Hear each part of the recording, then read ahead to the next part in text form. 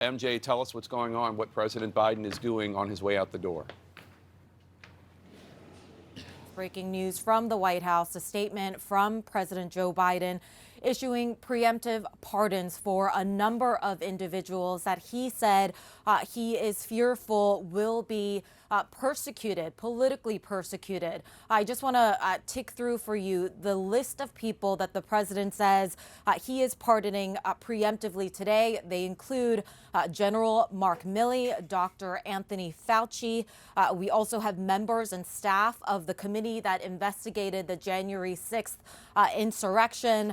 He also said that that group would include the U.S. Capitol and D.C. Metropolitan Police officers who testified before this committee. Jake, this was a possibility that we had anticipated and that we reported was something that President Biden was considering. And in all of our reporting, we anticipated that if he were to take this action, it was very possible that it would happen at the very last minute. And here we are, just hours before President Biden is set to leave the White House. The president is announcing this very controversial decision. In this lengthy statement that he just released, he says, I believe in the rule of law, and I am optimistic that the strength of our legal institutions will ultimately prevail over politics. But he says these are exceptional circumstances, and I cannot in good conscience do nothing. Now, when he is talking about exceptional circumstances, of course, he is referring to the incoming president, Donald Trump, who has made very clear in all of his public statements that he is focused on taking revenge on people, on individuals who he sees as having done him wrong.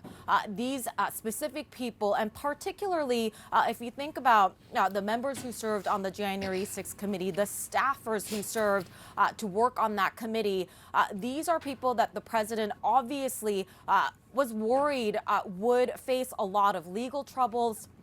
Knew that there was just a lot of hardships coming their way, and this is why he is taking this action, to make sure that he can save them from all of that, even though he makes clear he does not believe that they did anything wrong, Jake. All right, MJ Lee, thanks so much. Let's go to Jamie Gangel now for more on this. And Jamie Gangel, a lot of the members of the January 6th committee said that they didn't want preemptive pardons. They hadn't committed any crimes. They didn't think it was necessary.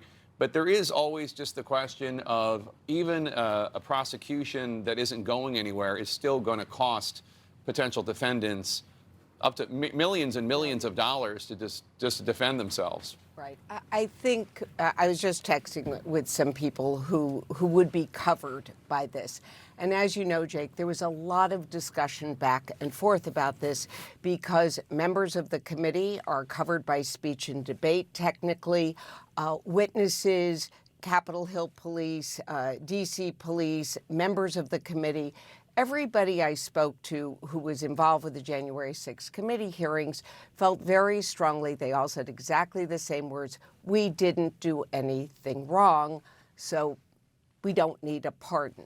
But, and this is the but, it's the extraordinary circumstances.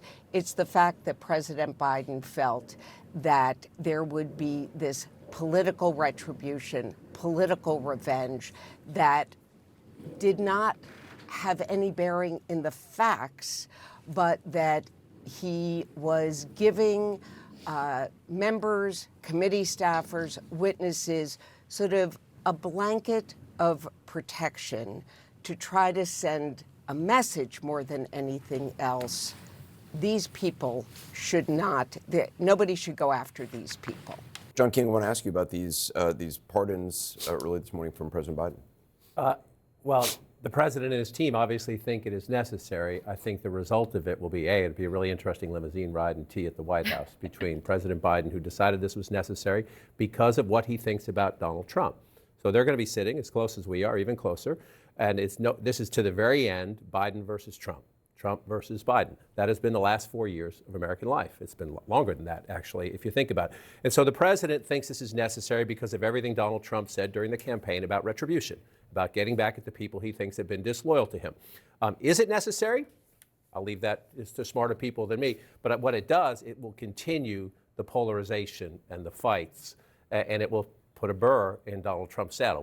On this issue of the pardons, you know, this day is really interesting because you have all these customs that are going to be observed, these constitutional norms, in a day of norm busting, in an era of norm busting. So even as they ride to the Capitol, we now see these pardons.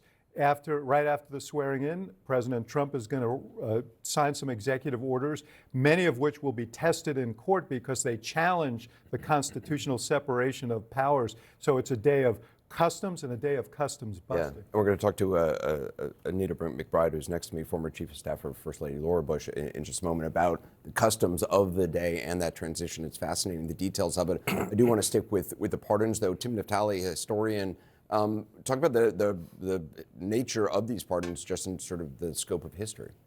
Well,